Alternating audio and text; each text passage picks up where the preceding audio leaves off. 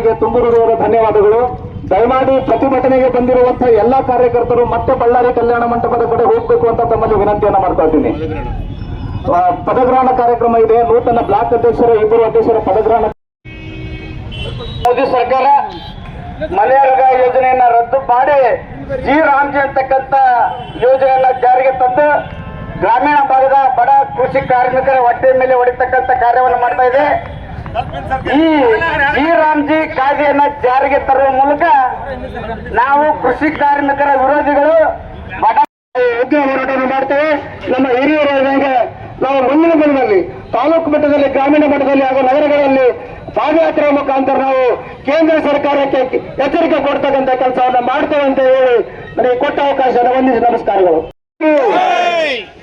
ಮನ್ರೇಗಾ ಕಾರ್ಯಕ್ರಮಕ್ಕೆ ಜಯವಾಗಲಿ. ಮನ್ರೇಗಾ ಕಾರ್ಯಕ್ರಮಕ್ಕೆ ವಿವಿಜಿ ರಾಮ್ಜಿ ಕಾರ್ಯಕ್ರಮಕ್ಕೆ ಹೇಳಿ ಧಿಕ್ಕಾರ. ವಿವಿಜಿ ಕಾರ್ಯಕ್ರಮಕ್ಕೆ ಹೇಳಿ ಧಿಕ್ಕಾರ. ಮನ್ರೇಗಾ ಕಾರ್ಯಕ್ರಮಕ್ಕೆ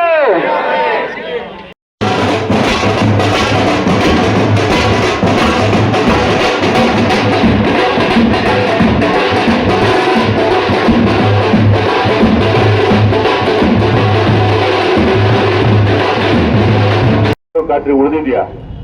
ಆಗ್ಲೇ ನಮ್ಮ ಗೌಡ್ರು ಹೇಳ್ದಂಗೆ ಏನು ಕ್ರಿಯಾ ಯೋಜನೆಯನ್ನು ನಮ್ಮ ಊರಾಗ ಎಲ್ಲಿ ಮನೆ ಸರಿ ಇಲ್ಲ, ಎಲ್ಲಿ ಗಟರ್ ಸರಿ ಇಲ್ಲ, ಎಲ್ಲಿ ಟಾಯ್ಲೆಟ್ ಸರಿ ಇಲ್ಲ, ಎಲ್ಲಿ ರೋಡ್ ಸರಿ ಇಲ್ಲ, ಎಲ್ಲಿ ಕುಡಿಯೋ ನೀರಿಂದ ತೊಂದರೆ ಐತಿ, ಎಲ್ಲಿ ನಮಗೆ ಕೃಷಿ ಹೊಂಡ ಬೇಕು ಅನ್ನೋದನ್ನ ಪ್ರಧಾನಮಂತ್ರಿಗಳು ಡೆಲ್ಲಿಯಲ್ಲಿ ಕೂತ್ಕೊಂಡು ನಮ್ಮ ಹುಡುಗರಲ್ಲಿ, ನಮ್ಮ ತುಮ್ಮಿನಕಟ್ಟೆಯಲ್ಲಿ, ನಮ್ಮ ಬೇಳ್ಳೆರಲ್ಲಿ ಅವ್ರಿಗೆಲ್ಲ ನಿರ್ಧಾರ ಮಾಡೋಕ್ಕಾಗುತ್ತಾ?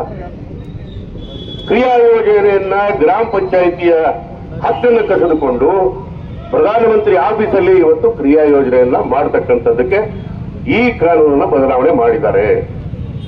ಇದು ಬಡವರ ಪರವಾಗಿದೆಯಾ? ಗ್ರಾಮ ಪಂಚಾಯಿತಿ ಪರವಾಗಿದೆಯಾ?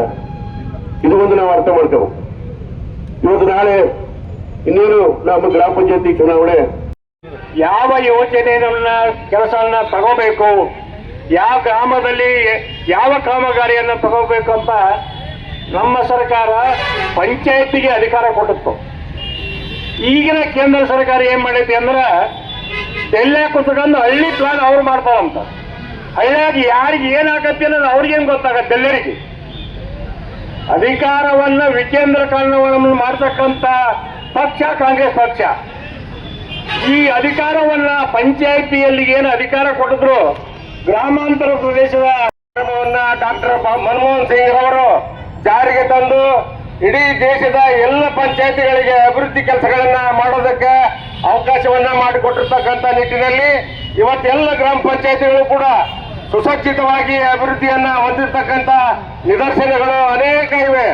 ಇಂಥ ನಿದರ್ಶನಗಳ ಮೂಲಕ ಏನು ರೈತರು ತಮ್ಮ ಹೊಲಗಳಿಗೆ ಒಡ್ಡಾಕಿ ಕೇಳ್ತಕ್ಕಂಥದ್ದು ಆಗಿರ್ಬೋದು, ಪಂಚಾಯತಿ ರೋಡ್ಗಳನ್ನು ಅಭಿವೃದ್ಧಿ ಮಾಡಿರ್ತಕ್ಕಂಥದ್ದಾಗಿರ್ಬೋದು, ಪಂಚಾಯತಿ ಕಟ್ಟಡಗಳನ್ನ ನಿರ್ಮಾಣ ಮಾಡ್ತಕ್ಕಂಥದ್ದಾಗಿರ್ಬೋದು, ಇಂಥ ಅನೇಕ ಆಸ್ಪತ್ರೆಗಳನ್ನು ನಿರ್ಮಾಣ ಮಾಡ್ತಕ್ಕಂಥದ್ದಾಗಿರ್ಬೋದು, ಇವುಗಳನ್ನೆಲ್ಲ ಮಾಡಿ ಸಮಗ್ರ ಭಾರತದ ಒಂದು ಸುಭದ್ರ ಅಭಿವೃದ್ಧಿಯ